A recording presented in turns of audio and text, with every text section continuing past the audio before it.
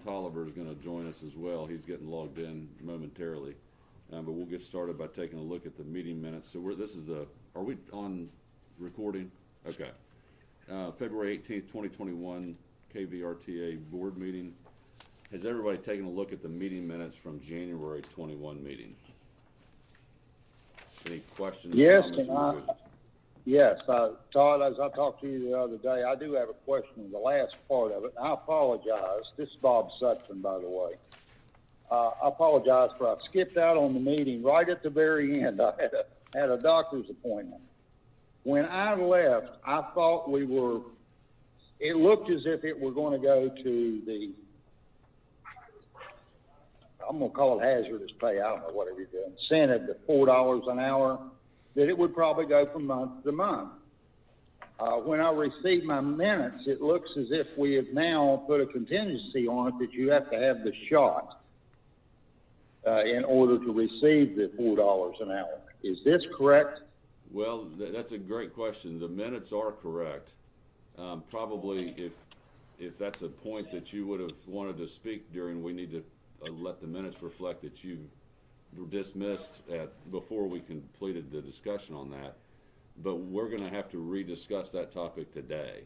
The plan of action. Excellent.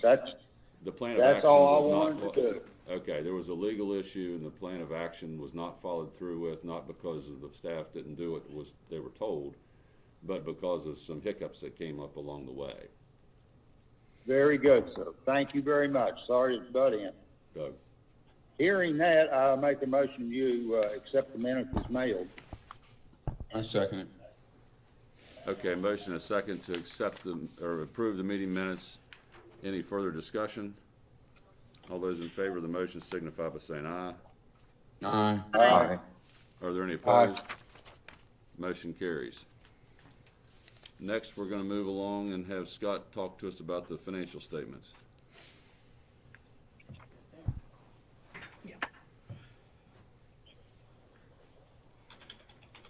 You would receive the financials there in your packet. So if you want to take a look there on Schedule 2, the Statement of Revenues and Expenses. For the month, operating revenues, $113,010, and the operating expenses, $1,051,323. Comparison there on Schedule 3 for the 7 months, this year to last year. Operating revenues, the $912,454 compared to the previous years of $1,358,218. And for the operating expenses, $7,615,853 compared to $7,101,902. On Schedule 4 for the 4-week moving totals, both revenue and ridership are down 40% from what it was previous January.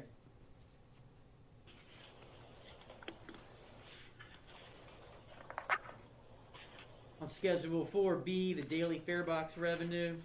Bottom line there, switch that from March 2020 to current, when more or less everything has gone downhill. The average has been 17,700. For that 5-year period prior, it's been around 27,000. But for the January, those last 5 weeks, 14, 17, 15, 17,000. It's in line with what that average has been.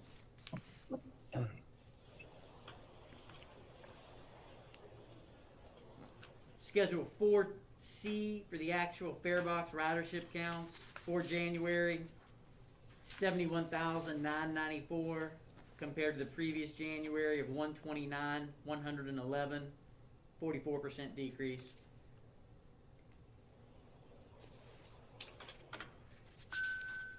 On 4D for the period pass use, that stayed steady at the 2/3 there, 66%.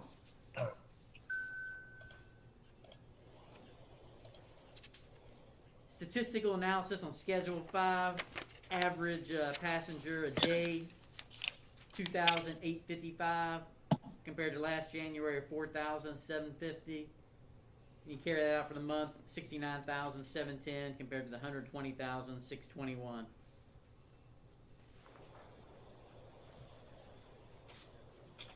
And on Schedule 6 for the excess levy receipts, what's came in there for February, that $217,000, putting us at 4% over what it was last year at this time.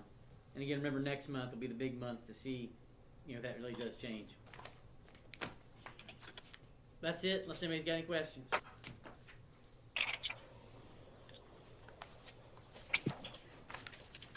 Does anybody have any financial questions for Scott? If I could just point out one thing, there were, I know Scott accrues the finances to work it out, but at least on the, there are some reports that the Saturday and Sunday, the last 2 days of January, are not included in some of those. I can't tell you on all his financial reports, but on some of the operating reports, because the fare boxes weren't probed until Monday night. February. In March, or in February, yeah. So there's so when the month ends on a weekend, it kind of skews some of the reports between the 2 months. So there is a little bit of variance at least on the ridership. Okay. So, I don't hear any questions, so I'm going to move along to item number 3 for Doug. we have I'm no. in. Okay. Oh, Mr. Tolliver's Am in. I in? Yes, sir. Okay, I'm in. All right, thank you. We have no unimproved invoices for over $5,000 that were not included either in the budget or on the capital grants approved by the board. Self-insurance report is pretty self-explanatory. Jacob, you don't have anything on that, do you? No, just a bunch of claims fell off from the previous month. Okay, we are, and the CAT operations report, Jacob, anything on that? Just the SOAR receipts, the month amount there looks a lot higher just because we billed 2 months at once to make sure we were doing it correctly. Yeah. What he's talking about is the SOAR program. We're participating now, doing some transportation where we get basically our fully allocated cost reimbursed per hour for those trips. And that's for the state opioid response program. It's a grant that was to the West Virginia Public Transit Association that all the transit systems throughout the state can participate in. And so we're doing that in cohesion with our ADA service. What's it called? It's called SOAR, State Opioid Response. You've seen a couple things. There's a lot of money that's been put out by the state and the federal government with the opioid problem. But this is a grant that was given to the Transit Association, whereas we go and pick people up, take them to their recovery appointments or to their counseling sessions or things like that. But they have to be, I don't know the politically correct word, they have to be in an abuse recovery program for them to be eligible. But this is different than the SOAR that's been talked That you about. hear on the newspaper about the needle exchange and all that kind of, yeah. Totally unrelated, same name. Basically, it's all in the opioid response window, which is what the federal government calls it. Like FDA has buses and different things, yeah. But it's not that. We're not doing that. But we've been started it up. The state started doing it in February. We started in July. There were some questions on how systems were billing to make sure that they were billing correctly. And we held some of the KRT invoices until all that was resolved, just to make sure we were doing it correctly. And we are, and we've actually brought in a good amount of money because we're able to basically for every hour of service we get $60 or $65 as opposed to just on a CAT fare you're getting $3. Now, of course, we can't displace any of our CAT riders. Our ADA service is a mandated service, so they have to be transported first. This is on a space available basis and things like that. So does the revenue from that source show up somewhere? It shows up on the itemized? bottom of your CAT report. You'll see a little, it used to be called the Medicaid revenue Okay. in that little section there. So that's been a way to kind of make up some revenue during this COVID crisis. But that's 2 months. That's 2 months there that you're seeing that, right. Okay. The year to date is what we've done since July. And we just really got our payments, all of our payments have come since January because, or basically in this year. Maybe we might have got one payment in December. Okay. Mr. Sutphin brought it up. Let's talk about COVID update. as you know, last month we came to you with a proposal that I had discussed with the union president, and to try to incentivize people to get the shots instead of paying the $4 an hour. At that time, when I reported to you, Huntington had told me they were no longer going to do the $4 an hour. They were ending the program January 31st. We had a program in place that once somebody got both their shots, they'd basically be reimbursed or be issued a payment equal to had we continued the $4 an hour through March 31st. We adopted that on Thursday. Friday night, I got a call from one of our attorneys at Jackson Kelly, and of course, I want to point out that, Valerie and Beth had told you in the meeting that we had checked everything out, and at that time, everything was good with the attorneys. However, there was some EOC rulings that came out, and some changes and clarifications, and basically it became a situation where basically anybody could have gotten that money whether they got the shot or not if they said the right thing.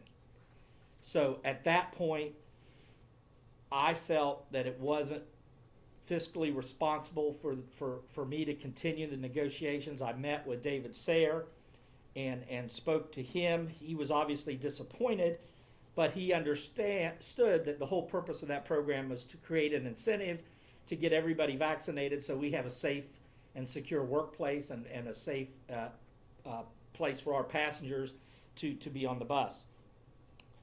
That being said, we did not go forward with the plan. We have no plan. The $4 an hour ended on January 31st, and we have not been paying it this month. I will tell you that I would like at least the board to consider, since we and I had made a commitment to them to try to work this incentive program out, that if it's the will of the board, we can go back to February 1st and make it retroactive for February, the $4 an hour. It'd be a little bit of work on our payroll people, but we've been, talking about how we could do that. I'm not recommending anything else other than you consider that, and I apologize that what we had proposed turned out had not worked. We spent a lot of time and effort on it. I will tell you that after our meeting, Huntington did extend their $4 through February, and so they did continue to pay the $4 per hour pandemic pay to members of we have the same union, their union members at that property, but our members here did not get that. The one other property is paying $2 an hour premium, and Morgantown is still paying their $4 an hour premium. But that's where I am. I apologize. We thought we had all our ducks in a row, and one of the ducks got out of line and basically caused us to scrap the program. So it sounds like from what Doug has explained is that he would recommend that we do an additional month, which would technically be February, of the pandemic pay. Obviously, we could decide to do something different if we so choose. Brett spoke in favor of continuing the pandemic pay last meeting. I don't know if you have something you'd like to add, but I'll be happy to. I would just like to go continue it through March, because according to the incentive bonus that we was going to get for the shots, 600 and 600, that would be an equivalent to February and March.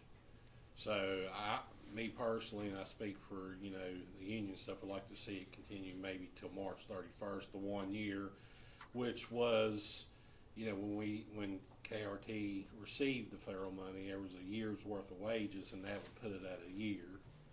So that would be my suggestion, to continue it to March 31st. Okay. Did everybody hear Brett? Yes, I did, and I'll make that motion that you make it retroactive, February 1st, and continue through the end of March, and we'll take another look at it then. I second it. Okay, so there's a motion to continue the pandemic pay for February and March, and then review it at that time. Is there any additional discussion? All those in favor of the motion signify by saying aye. Aye. Any opposed? Motion carries. Well, thank you, and I know the staff thanks you for that, and the union, and again, I apologize. I thought we had it worked out, and I'm sorry I brought something to the board that we ended up couldn't do. I know the circumstances behind this. Doug had nothing to do with it. So he can apologize all he wants, but it doesn't lay on his shoulders. And I would like to thank the board, Todd, and everything for doing this. Okay, Brett just spoke, probably couldn't hear. Sorry. I just said I would like to thank the board and all for doing this. We really appreciate it. Okay. Well, thank you all for taking care of that, and we'll move on to Transit Mall, if that's what you're ready for, Doug. I'm ready for it. I know you guys aren't here, or I'd show you this big pile of paper on the table. We do have the plans out. The first advertisement for construction of our new facility was run on Tuesday. The second advertisement will be run on next Tuesday. We have a pre-bid conference scheduled at the Embassy Suites on Wednesday next week at 2 o'clock. We moved it there so we'd have room to social distance and everything. We're very excited to finally get to this step. Our plan is to come back to you in March with an opportunity, hopefully, to award a contract. We'll open bids the Friday before our March board meeting to do that. I will tell you, just to give a couple things that aren't completely done, but we're just inches away from the finish line.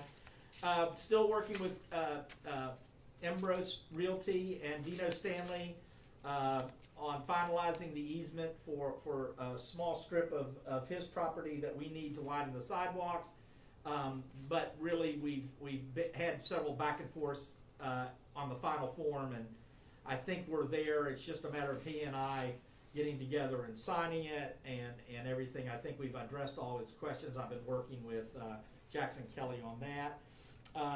And then the city lease, Kevin Baker responded, the city attorney responded just the other day to our attorneys, and it looks like we had a big conference call meeting last week where we talked everything out. I think we're there on that. They had a couple whereases and clauses that they wanted to add, but I believe we're very near that. I've been asked to attend the city council meeting on March 1st, city finance and the city council meeting, and the plan is to put that forth at that point and have them adopt that lease that night.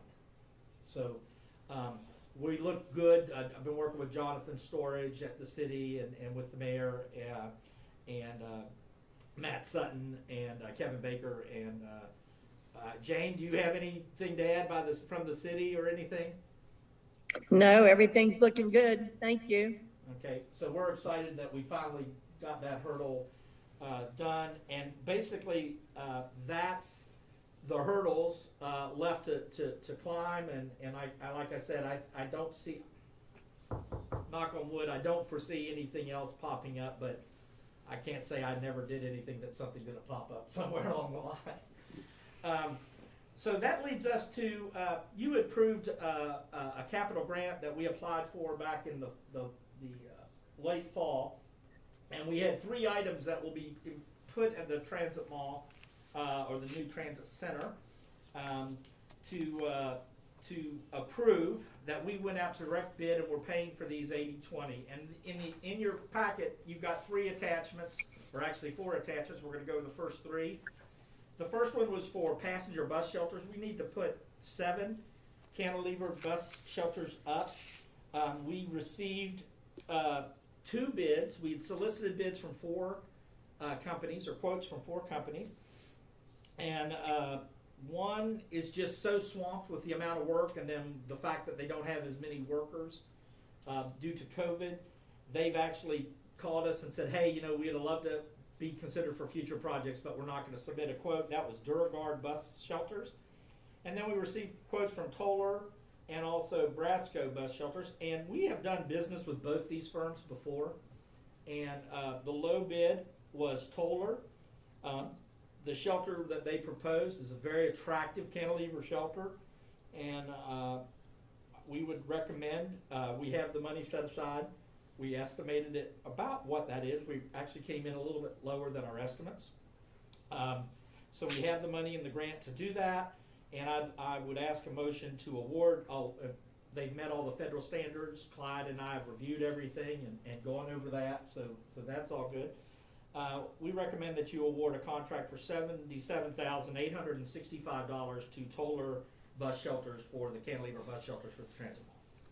I've got a quick question, and Clyde, you might be the guy that would know, but do we have some certainty about their delivery schedule? Because all building materials and products are way behind.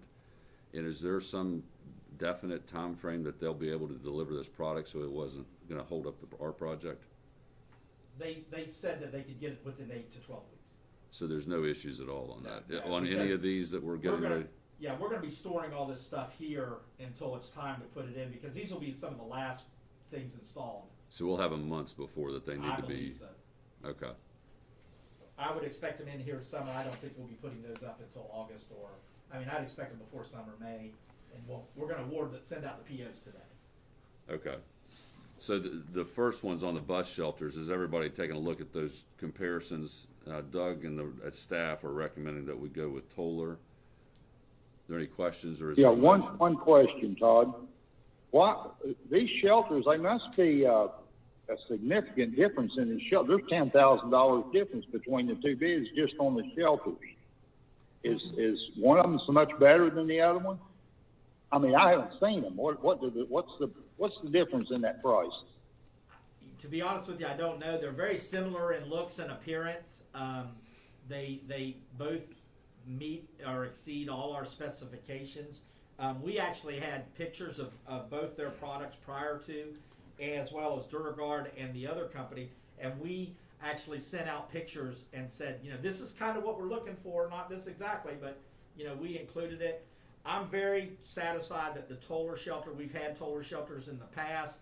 I'm very confident that this is a quality, and I think you'll find it aesthetically pleasing bus shelter. Is Toller, do they have the solar package too? Actually, we are going to they do have a lighting package, but they're going to be hardwired because we're going to have power to these shelters.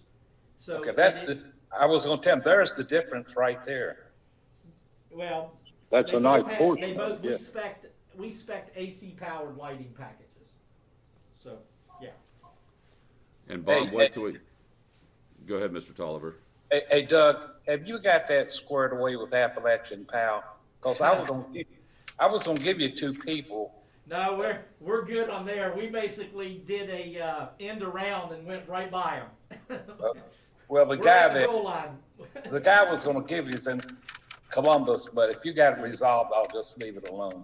We did. It was amazing once we told them we weren't going to move it, how all of a sudden their attitude changed. Hey, Bob, your point's well noted, and once we start talking about the next bid, you'll really be shocked at the difference in price. But my experience, Yeah, I saw that. in my experience recently from talking to manufacturers, particularly people in recreational sports activities for bikes and boats and skis and things like that, the materials are so difficult for them to come by right now that Brasco maybe was having to pay a premium to get the products, just the raw materials to make those. And they Good possibilities. Well, they just have probably having to scrounge around to get the materials to provide those, and I'm guessing that's part of what this cost disparity is. I'm just grateful that we have one that's within our budget. Yeah. Well, hearing that, I'll $90,000. make a motion that. Yeah. I'm sorry. You're good. Go ahead, Mr. I'll make a motion we accept Toller's bid for the bus shelters. I'll second. I second. Okay, there's a motion by Mr. Sutphin to accept the Toller bus shelters, and second, are there any other discussion? All those in favor of the motion signify by saying aye. Aye. Aye. Any opposed? Motion carries. Now this one will be interesting. Yeah. Oh, yes, it is. Well, and this is, I guess, the way I'll explain it is, and I'll get into my theories on the pricing.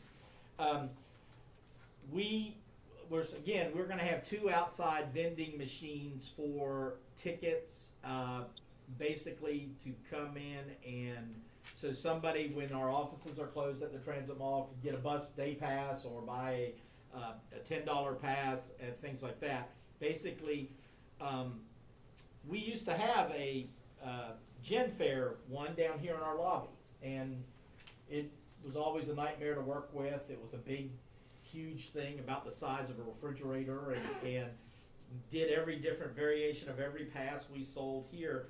But since we've simplified our fare structure to basically a day pass, we can now go with a more simple type machine. And that's part of the reason in the price. Is the machine that Gen Fair gave us is they only make one. It's an all size, one size fits all. It's the type of machines that you see when you go into the DC Metro that are built into the wall and things like that. It issues change, it takes credit cards, it does this, does 50 different things, and they're expensive. When we bought the last ones, they were over $50,000 when we bought them in 2006. And so the price really hasn't gone up that much, but what they get you in is they nickel and dime you with all the other stuff too, and Gen Fair is the beast. They are the General Motors that, that's the ones that New York Cities and San Francisco's and these big systems are using. Smaller systems are using more immediate fare companies and intermediate companies. We had Jacob and Scott went to a fare collection workshop about a year ago, and Travis, I'm sorry,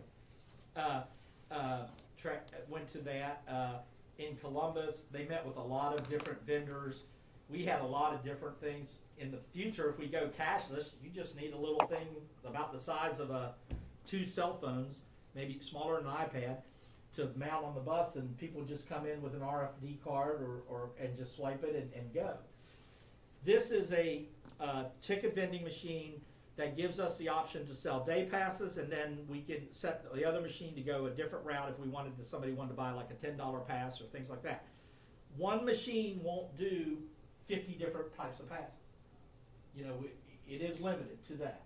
But again, we are going to have a ticket office that's going to be open for half the time, more than half time that we're offering our service. This is there to provide people, hey, I need to get a bus pass. They can buy them on the bus. Or I need to buy a $10 card. You can still buy them directly on the bus through our farebox system as it is. So we felt that we didn't need to go with the technology and the all this stuff with a big company like Gen Fair, because to be honest with you, we've quoted new fare boxes for our bus system, and if we would go with Gen Fair, you're looking at $50,000 a bus to put a fare box on a bus. Wow. And quite frankly, I wouldn't recommend that we go that route in the future. I would recommend going with one of these newer, that's what the trend in the industry, at least among mid-size and smaller transit systems, is to go with these new technologies that are emerging technologies.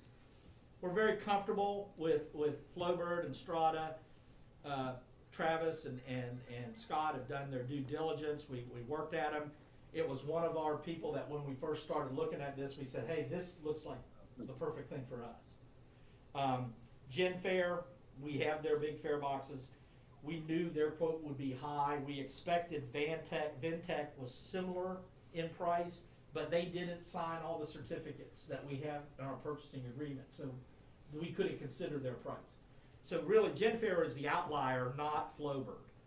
The other price was more in line with Flowbird's price. So with that, we recommend that we order 2 of the machines for a total of $34,370. We don't have to buy a separate standalone computer to run it like we did with the other ones. So that $46,000 is immediately thrown out of the pot. Obviously, their support and hosting license is a lot cheaper, and we're comfortable that this machine will serve our needs at the Transit Mall, and that's our recommendation.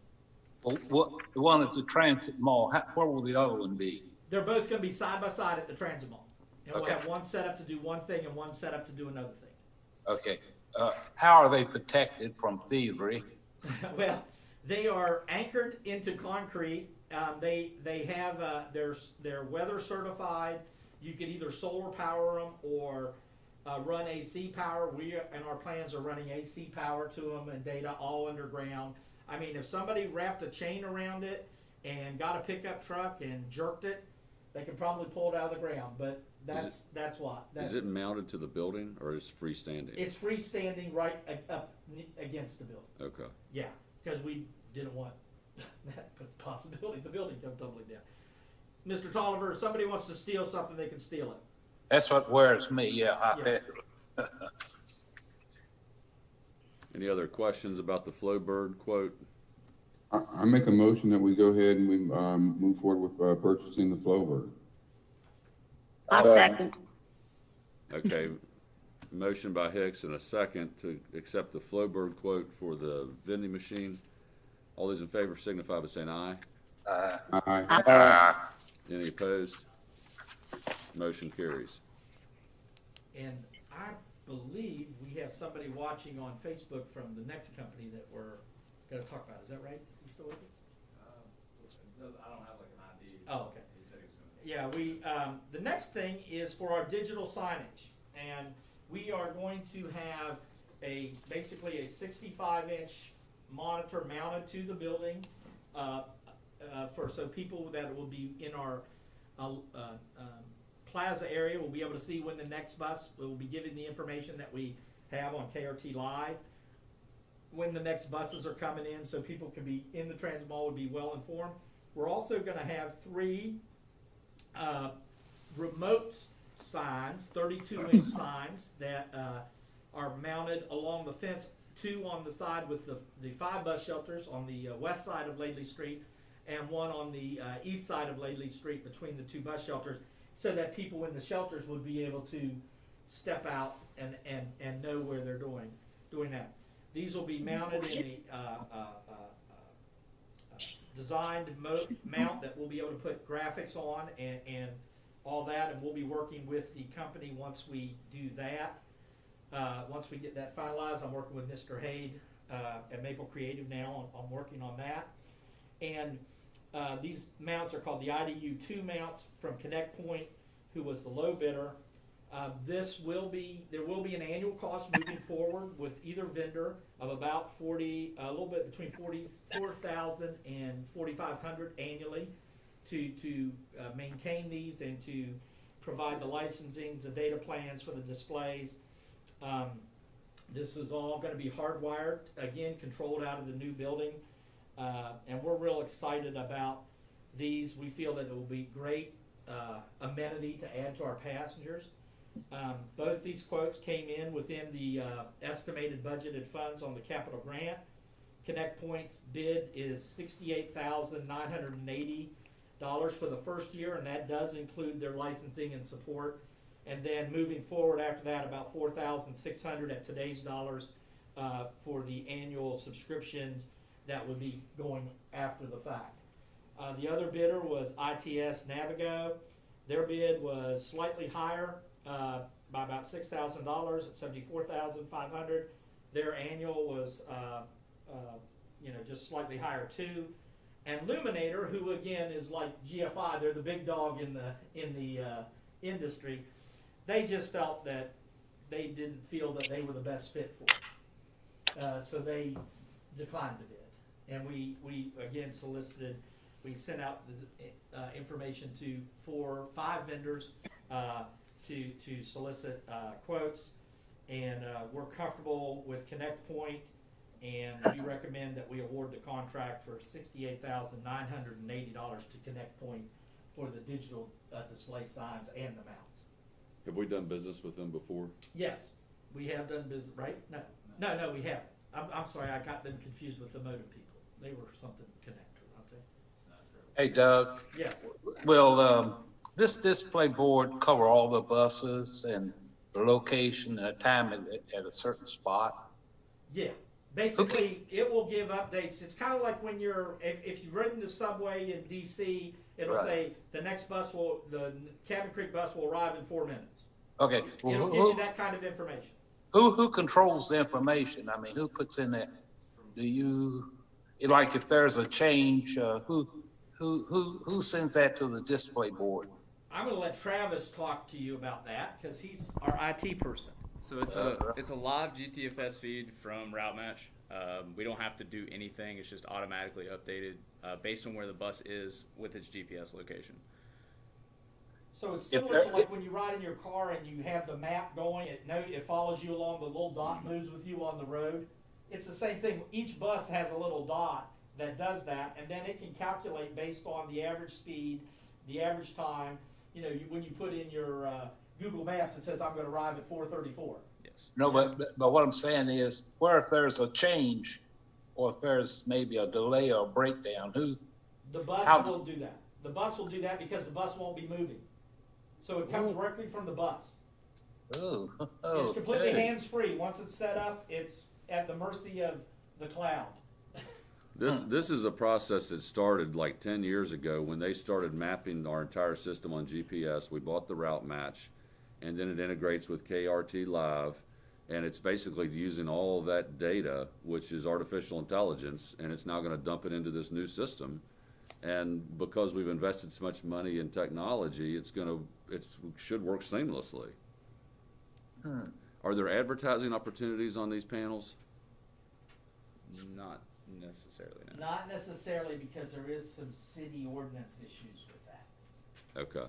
So we could advertise our services and put in information about us, but you know, I've had to work with city planning and talk to them to make sure these displays don't violate, you know, any rules with the city, and we've gotten that sign off and all that kind of stuff. So yeah, I would say yes, but the opportunity is there, but I don't think it would be prudent at this time to do that because it could cause a problem with our permission from the city. Okay. Any other questions on the digital signage? This is going to be pretty swanky when it all gets put together. Is there a motion to approve the bid from Connect Point? So, yes. Okay. I'll second. Okay, Arthur motion and a second. All those in favor of the motion of accepting the Connect Point quote signify by saying aye. Aye. Aye. Are any opposed? Motion carries. Okay, let's go on to new business. First of all, I would like to tell you that you know, Grace has joined us the last couple of meetings, and our esteemed attorney, Miss Baker, Beth Amanda Baker, will be leaving Jackson Kelly to pursue other opportunities before our next meeting. And I personally want to thank her for all the assistance she's given me over the years. We've talked a lot on the phone, and Grace, you'll get sick of talking to me, I'm sure, down the road. But Beth, you know, I would like to give you an opportunity to speak to the board. Well, thank you, Doug. Yeah, I just want to thank you all for letting me be a part of this team, and it's been a great privilege to see how this board has handled KRT and how KRT has grown and improved over the past 5 years or so that I've been involved. You all have been one of my very favorite clients. I will miss these monthly board meetings, truly, and I regret that I won't get to see you face to face again since we now have these virtual meetings. But I know I'm leaving you in capable hands with Grace. She's very, very bright. She's familiar with KRT from her work doing some labor and employment things. And I'll continue, she'll have my cell phone. And so will Doug and Todd, and please feel free to reach out to me. I'll be taking this position with the State Attorney General's office and really looking forward to it, but I will certainly miss you all. Well, thank you, Beth. I'm just curious, Grace was introduced last month as to let Phil off the hook. Does Phil need to take his suit to the dry cleaners and get it repressed? So I think Phil continues to just be happy to pop in whenever needed. But I think also Mark Dellinger, you know, been here for a few board meetings and would be available too if Grace has a conflict. Well, best wishes. Hopefully we will see each other face to face in the future and get a chance to catch up, but we really wish you well and appreciate all your hard work. Thank you. Thank you for your service. Thank you. And she will be missed, but I have had the opportunity to be deposed by Grace or in a deposition with Grace. and we've worked together on a couple things, and I think we're in great hands. And Beth, again, thank you personally for everything that, you know, the discussions and sometimes the shoulder to cry on and things like that. I appreciate it. It's been my pleasure. That being said, even more, since we're going to be talking about management transition, even more, I don't know more, but kind of some news that kind of caught me off guard. Mr. Menifee is resigned his position as at KRT as assistant manager and director of finance. We've begun a search for his replacement. I've been working with Todd, and we're working with Manpower on that. Scott came to us back years ago. Scott and I have known each other since 1999 and had a relationship before KRT through soccer, and he was my son's coaches, and I consider him one of my very good friends, and always a smart, quiet, but you know, calmed me down a lot of times and gave me a different perspective. Excited me a few times too. But with that, I'm going to let Scott say a couple words to you guys. Same thing Beth said, appreciate, like I say, the time working here and everything. A lot of opportunities been given to me, responsibilities, and hopefully, you know, what we brought to the table going forward added something to everything. But we'll miss everybody, and hope for the best with transit law and everything else going forward. Thanks. Well, Scott's been incredibly valuable. I mean, the members that think back to Pat being here on the financial statements and the work that she did, and Scott just stepped right in, and with his CPA and his background and knowledge that he brought here was invaluable. So he's been an incredible asset, and there's going to be big shoes to fill. It's going to be tough to do that and find somebody who's going to fit in as well as he did. So Scott, appreciate all your hard work and wish you well in your future endeavors. Yeah. Go ahead. I was just going to say, I agree. When he came in, it was a seamless transition. I was so impressed, and I'm really sorry to see you go, but I do wish you the best. Yeah, we hate to see you go. This is going to be, I just don't know, look like someone should be brought along because this is a great responsibility. Someone ought to be training now for this. Well, we have just don't step into this. Yeah, actually, we're doing a job search for a full-time position, but in the meantime, you know, Jacob Pittman will be assuming his roles and his duties until we can fill that position. Jacob has kind of been in training, but he's also absorbed other responsibilities here and things like that. But I'm comfortable. We've spent the last month, Jacob and Scott have worked on everything for the last month together. Jacob's done a lot of different areas of our finance department, but we are doing a job search, and I will tell you that Mr. Pittman has applied, as well as we've received some other applications, but we're still in the process of doing that, and hopefully we'll be interviewing for that position in the next few weeks. If we could, we're still looking for some more candidates. But it is a big responsibility, and Kim, you are right. It was seamless when Pat, one thing about Pat is she was really organized and had everything written down, and Scott's been kind of doing the same thing. He's been working on this. We've actually got the next year's budget almost completed. We've been working, trying to get that done beforehand. So we've been busy, or he's been really busy this past month, trying to make sure that all our ducks in a row, and that when the new person comes in, we'll be able to hit the ground running. Also, I have his cell phone number, so he's not completely off the hook. But I appreciate it, Scott. I want to thank you. Next Wednesday, right? Next Wednesday at 8 a.m. we're going to have a little breakfast for Scott here and any of the board members who want to come. But the staff is going to get together and we're going to have breakfast here and do that. His last day is next Friday, so we will be. It's fastly approaching, and Scott, again, thank you for everything you've done for me. Appreciate it, and I know I'm going to miss you, but I'll see you out and about. Okay, so you had gotten an attachment with some of this information on it as part of your packet. No. That was mailed out. The other positions transition, we're trying to plan out our transition, and over the years, we got really lean at our staff here. We had people that could do multitask, take care of multi-responsibilities, and quite frankly, we need to up the staff a little bit. So the new person that we put in finance will be basically doing finance. They won't be the assistant general manager, so they're going to be kind of stuck in that, or not stuck, but kind of limited that role.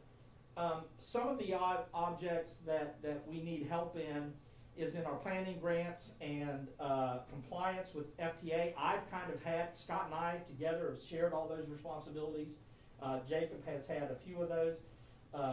We've shared all those responsibilities over the past 10 years, and before Scott came on board, I had all these duties. And we just think it's important in my discussions with staff and with Todd that we reach out and seek a candidate to do that. I have 3 good candidates that I'm interviewing next week for that position, and I hope to have that, at least have a decision on that position filled by the end of next week. So that's coming too. We have known the next item, number 3 on your list, is Mick Piet's retirement. Now, I've known Mick's going to be retiring for about a year and a half, and it's been common knowledge around here. And his last day will be March 19th, right after our next board meeting. And what we've been trying to do to prepare for his retirement over the past year and a half, we've been cross-training, dropping information to different people. He's given up some of his responsibilities. He's shifted some of those responsibilities while he still oversaw it, but let other people in the operations department take care of it.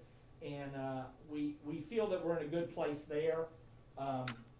Right now, we just need to clearly establish, who reports to whom and all that kind of stuff, but we don't feel right now that we need to immediately replace that position. We feel that with the 3 supervisors we've added to our supervisor staff, that's why we added to our supervisor staff over the past year, was to try to spread those duties out. And then also Mr. Pittman, everything that's been reported to the operations department, Mr. Pittman sat in and been involved in too.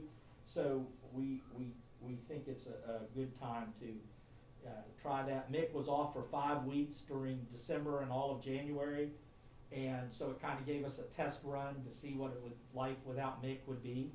And we made it through, Mick. Sorry, again, at next board meeting it will be his last meeting, but that is on the horizon. And I wanted to bring you up, since I'm bringing you up to date on all this other stuff, bring you up to date on his plans. Not on your list that I sent out, but after discussions, we've decided to solicit a risk manager again and work some of the safety. Again, this is kind of restructuring all of our positions and responsibilities. So this would be a new staff position. I have a couple candidates for that to look at. And we're going to be filling that position. It'll probably be filled before our next board meeting. But they would basically take some of the risk management, safety functions, drug and alcohol, which Mick does, some of the safety Mick does. This person will be within the operations department, but it would absorb some of the other functions that we need to make sure that we've got to take care of moving future for KRT. And so that just recently popped up, and we think that after I sent you the stuff last week, so I apologize for not having that on the list that you all received. So also on the horizon is my retirement. Oh, cool. I have a time frame. I've discussed that with Todd, and I think he shared it with the executive committee.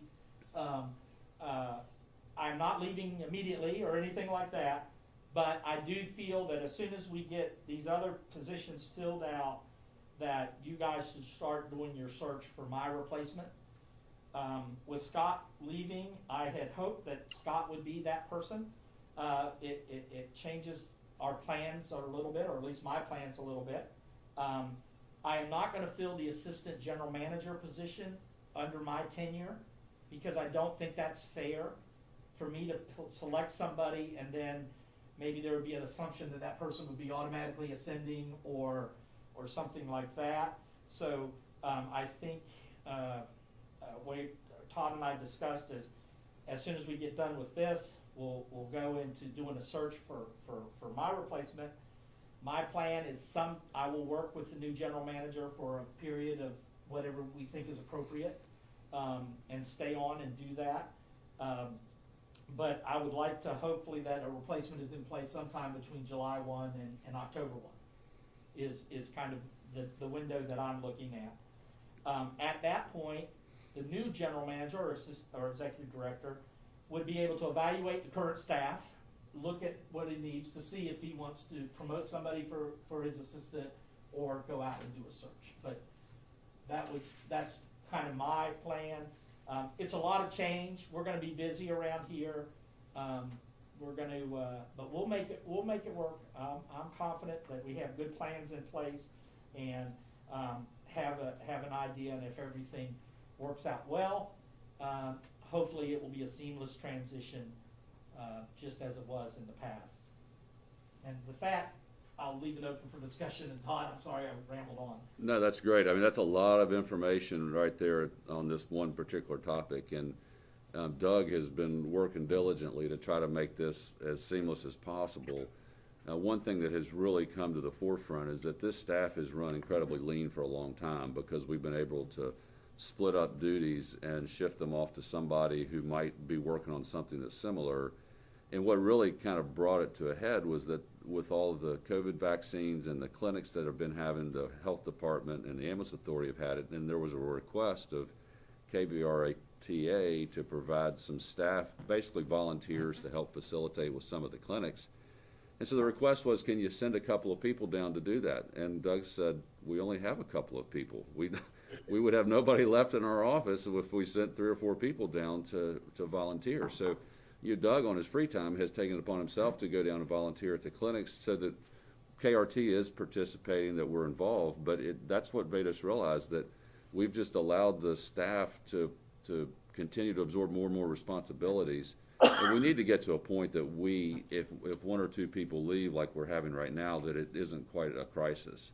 And the good part about what Doug has laid out in this summary and what he just discussed is that most of these responsibilities lie on the executive director. The board, our responsibility is to hire the executive director, so we are going to have some work ahead of us, but that person's going to have to be the one that shapes the rest of the organization. So they'll be looking to us for advice, particularly if someone completely new to the organization comes in. But our role is really to communicate with that person and let them do their job. So we need to do our job well, but then hire someone that's capable of doing their job well and let them do that. But we will probably by March need to identify a committee of sorts that's going to be prepared to work through the advertising, the interviewing process, so that we can do a proper search for an executive director. That'll probably be through trade journals and organizations that are specific to transportation on a nationwide basis. And so there'll be some work involved, and I'll be looking for volunteers next meeting so that by end of March probably we will need to start getting that advertising out. Doug has been incredibly gracious and generous with the concept that he will stay within a reasonable time frame to help make this work well. He's invested more than most people in his work life in this organization, so he doesn't want to walk out the door as the burning's building behind him. He wants to see that it succeeds in the future, but we owe it to him to work within what he's offered. And he told me 2 months ago, I don't plan to work in 2022, and now we need to honor that and the fact that he's been as generous as he has, and do our job and get somebody in here by June, July, and start the next phase of KRT. I couldn't agree with you more, Todd, so I will move accordingly.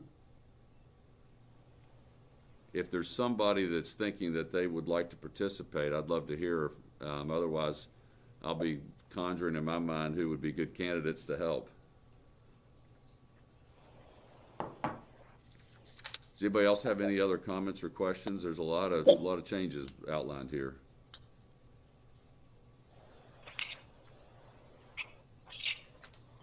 Sounds like. At least nobody's saying good riddance. Again, I know it's a lot of information to digest, and I've tried to keep Todd up to date, over the past, and we've talked about this on several occasions and everything. We'll get through. I'll do whatever I need to do to make sure that this place is in good hands. Again, I've spent 37 years in transit, and 33 of them have been plus have been here at KRT. It's funny. I tell Todd, I said, people nowadays, a lot of people don't look for a career, but I was brought in that you got a job and you worked at it, and that's what you did for your whole life. And I guess it's just part of my generation. So I really appreciate the faith that you put in me and the board's put in me over the past, since September of 18 when you made the announcement. And I look forward to getting this project going. We're celebrating our 50th anniversary in October. We've already started doing some planning for that. So there's a lot of good things coming up this year that we're excited on. And you mentioned the technology. I think Eric brought that forward in a meeting in 2012. Mm-hmm. And I know that the city and I met in 2010 and 11 on the Transit Mall project. So I even have the newspaper from early 2011 where there was the greening of Charleston. There was a greening report, and that was the first talking about the Transit Mall project.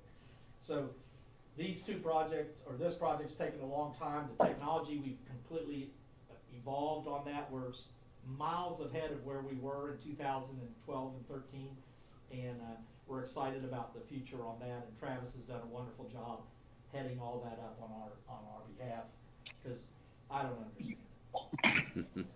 So with that, again, Scott, thank you. I do not have anything else for the board.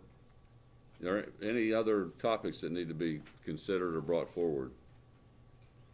I just want to say, I know Doug, you'll still be around for a while, but I know that you've talked about your retirement before.